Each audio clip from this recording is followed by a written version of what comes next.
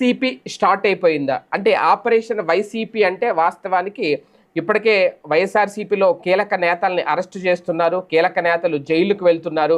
ఇటువంటి నేపథ్యంలో నెక్స్ట్ విజయ ఎవరు అనేదే అదే నేపథ్యంలో ప్రధానంగా వైఎస్ జగన్మోహన్ రెడ్డి జైలుకు మరొకసారి వెళ్ళబోతున్నారా ఈ ఆపరేషన్ ఆకర్ష్లో భాగంగా అనేదే ఇప్పుడు ఒక చర్చ నడుస్తుంది. ఈ ఆపరేషన్ వైసీపీకి సంబంధించి ఎందుకంటే ఇప్పటికే మద్యం కుంభకోణం కేసు తీవ్రతరం అవుతున్న నేపథ్యంలో ఇటీవల ముఖ్యమంత్రి చంద్రబాబు నాయుడు గారు కూడా ఈ విషయానికి సంబంధించి కేంద్రంతో చర్చించారు. ముఖ్యంగా కేంద్ర హోంశాఖ మంత్రి అమిత్ షా వంటి వాళ్ళని కలిశారు.